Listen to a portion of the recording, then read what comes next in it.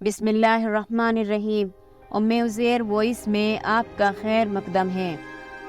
آج ہم آپ سے مولانا جلال الدین رومی کے بارے میں گفتگو کریں گے۔ اللہ تعالیٰ نے انسان کی بھلائی کے لیے جو پیغام حضور اکرم صلی اللہ علیہ وسلم کے ذریعے دنیا میں قرآن پاک کی صورت میں پھیلایا، نیک بندوں نے اس پر عمل کیا اور دوسروں کو سیدھا راستہ دکھانے کے لیے اس کی تبلیغ بھی کی۔ درس و تدریس بھی اس تبلیغ کا ایک ذریعہ تھا۔ استاد ایک حوض کے کنارے اپنے شاگردوں کو درس دے رہے تھے کہ اس دوران ایک بزرگ ٹہلتے ہوئے اس طرف آ نکلے۔ مسافر معلوم ہوتے تھے، کپڑے غرد میں اٹے ہوئے تھے اور جوتے پھٹے ہوئے تھے۔ تھوڑی دیر سنتے رہے، پھر بولے، اس کتاب میں کیا ہے؟ استاد نے نرمی سے جواب دیا، حضرت ہاتھ سے لکھی ہوئی ہے، اس کتاب میں وہ کچھ ہے جو آپ نہیں جانتے۔ بزرگ نے کہا، دکھاؤ۔ پھر کتاب ہاتھ میں لی اور پانی سے بھرے حوض میں پھینک دی۔ استاد پریشان ہو گئے، رہاسا ہو کر کہا، یہ آپ نے کیا کر دیا؟ حضرت میری ساری محنت ضائع کر دی۔ بزرگ نے کہا، ارے روتا کیوں ہے؟ ٹھہر جا۔ یہ کہہ کر حوض میں ہاتھ ڈال کر کتاب نکالی اور استاد کے ہاتھ میں تھما دی۔ کتاب اسی طرح خشک تھی جیسے پہلے تھی۔ استاد حیران رہ گئے اور پوچھا، حضرت یہ کیا؟ بزرگ نے کہا، میاں یہ وہ ہے جو تم نہیں جانتے۔ یہ کہہ کر بزرگ تیز تیز قدموں سے چلتے ہوئے نظروں سے اوجھل ہو گئے اور استاد گمسم کھڑے رہ گئے۔ حواس بحال ہوئے تو پیچھے دوڑ پڑے اور ان سے لپٹ گئے۔ بچوں، یہ وہ بزرگ تھے شمس تبریز، اصل نام شمس الدین، اور استاد مولانا جلال الدین رومی کے نام سے مشہور ہوئے، جن کے بارے میں آج آپ کو تفصیل سے بتاتے ہیں۔ بچپن۔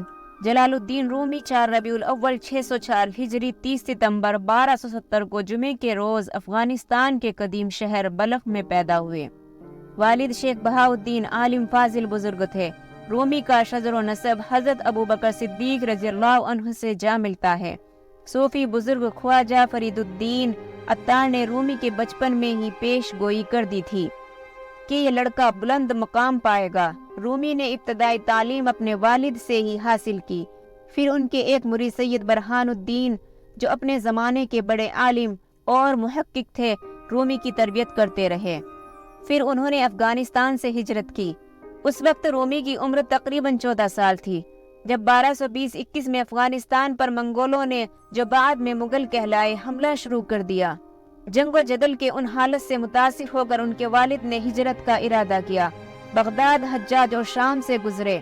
آخر سلجوقی شہزادے علاء الدین کے قیاد کی درخواست پر جنوبی ترکی کے قدیم شہر کونیا پہنچ گئے۔ 24 سال کی عمر تک مولانا رومی نے حساب، منطق، طبیعیات، سیاست، فلسفہ اور اخلاقیات کے ساتھ قرآن و حدیث کا بغور مطالعہ کیا۔ مختلف درس گاہوں سے مزید علم حاصل کرتے رہے اور 34 برس کی عمر میں مسلمہ عالم بن گئے۔ 27 جمادی الثانی 642 ہجری 30 نومبر 1244 کو بدھ کے دن جب مولانا شمس تبریز سے ان کی پہلی ملاقات ہوئی، اس وقت ان کی عمر 37 سال تھی اور شمس تبریز 60 سال کے تھے۔ اس ملاقات نے مولانا رومی کی زندگی میں انقلاب برپا کر دیا۔ آئے جانتے ہیں مولانا رومی اور ان کی دین داری کے بارے میں۔ مولانا رومی اپنی زندگی میں کثرت سے ریاضت کرتے رہے۔ 10-10 20-20 دن کے مسلسل روزے رکھتے اور ہرگز کچھ نہ کھاتے۔ نماز پڑھتے وقت چہرہ سرخ ہو جاتا۔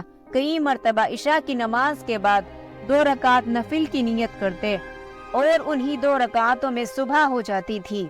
ایک بار نماز کے دوران رو دیے۔ سردی کی شدت سے آنسو چہرے پر جم گئے۔ یہ مولانا جلال الدین رومی کی وہ تصانیف ہے جس میں انہوں نے قرآنی تعلیمات کے ساتھ ساتھ افلاطونی خیالات، عیسائیت، یہودیت، مجوسیت اور ہندو نظریات بھی شامل کیے ہیں۔ اس کتاب کی 6 جلد ہیں۔ اصل کتاب فارسی زبان میں ہے، لیکن اس کا ترجمہ دنیا کے تقریباً ہر زبان میں ہو چکا ہے۔ اس میں 2626 اشعار ہیں۔ روحانی تربیت کے لیے یہ ایک بنیادی کتاب ہے۔ مولانا رومی علامہ اقبال کے روحانی مرشد تھے۔ طویل بیماری، نقاہیت اور درست تشخیص نہ ہونے کی وجہ سے 6 جمادی الثانی 672 ہجری 17 دسمبر 1273 پیر کے روز مولانا رومی وفات پا گئے۔ آپ کی وفات کے 1 ہفتے بعد آپ کی چہیتی بلی بھی مر گئی۔ اسے آپ کی قبر کے برابر میں دفن کر دیا گیا۔ یہ تھی مولانا رومی کے بارے میں کچھ جانکاری جن کا آپ سے ہم نے ذکر کیا ہے۔ Thanks for watching Uzair voice. Like and share and subscribe. Press the bell icon. And thank you so much.